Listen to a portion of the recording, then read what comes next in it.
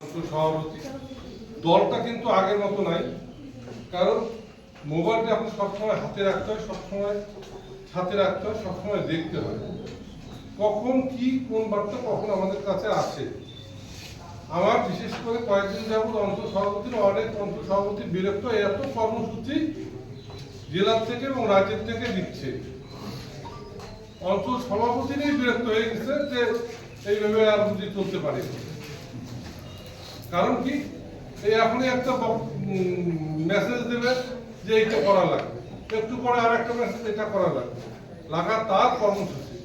আজকে আমাদের ব্রাহ্মণ ভোজন আছে ব্লকে, মারুগঞ্জে হবে, বিভিন্ন অঞ্চল থেকে পুরোহিতদের নিয়ে যাওয়ার কথা ছিল, কিন্তু যেহেতু কালকে আবার জেলা একটা পুরোহিত ভোজন আছে, তার জন্য আজকে অঞ্চলে বার্তাগুলো দেওয়া হয়নি।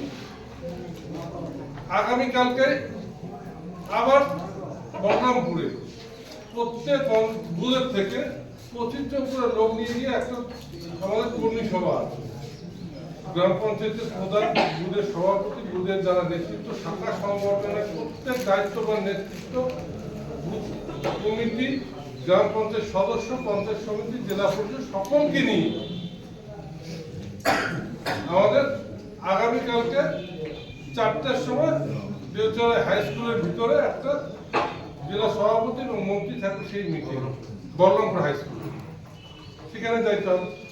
ইদিক মধ্যে পরশুদিন সকালবেলা 8টার সময় আবার মোটরসাইকেল র্যালি আছে নাটাবাড়ি বিধানসভায়। শুধু নাটাবাড়ি বিধানসভা নেই, এই কর্মসূচিগুলো প্রত্যেকটি অঞ্চলের প্রত্যেকটি বিধানসভার জন্য প্রযোজ্য। তার মধ্যে স্পেশালি নাটাবাড়ি বিধানসভাকে জেলা সভাপতি অন্য চোখে দেখছে, জানি না তার কি কারণ আছে। তারপরের দিন 30 তারিখ প্রত্যেকটি গ্রাম পঞ্চায়েতে বার্তা আসছে, প্রত্যেকটা স্ক্রিনের মাধ্যমে জগন্নাথ দেবের যে উদ্বোধন সেটা প্রচার করা লাগবে, সেটা স্ক্রিনের মাধ্যমে পাবলিককে নিয়ে দেখাতে হবে। প্রত্যেকটি জায়গায় তার প্রসাদ বিতরণ, অর্থাৎ খিচুড়ি করে যেটাই হোক করে পাবলিকের হাতে জগন্নাথ দেবের প্রসাদ তুলে নিতে হবে। বিভিন্ন কর্মসূচিতে আমাদের সব সময় ব্যস্ততার মধ্যে আমাদের থাকতে হচ্ছে। এছাড়া প্রত্যেকটা অঞ্চলের নিজস্ব কিছু কর্মসূচি থাকে, প্রত্যেকটা অঞ্চলের উদ্বোধন কিছু থাকে, প্রত্যেকটা অঞ্চলের ক্লাবের কিছু প্রোগ্রাম থাকে।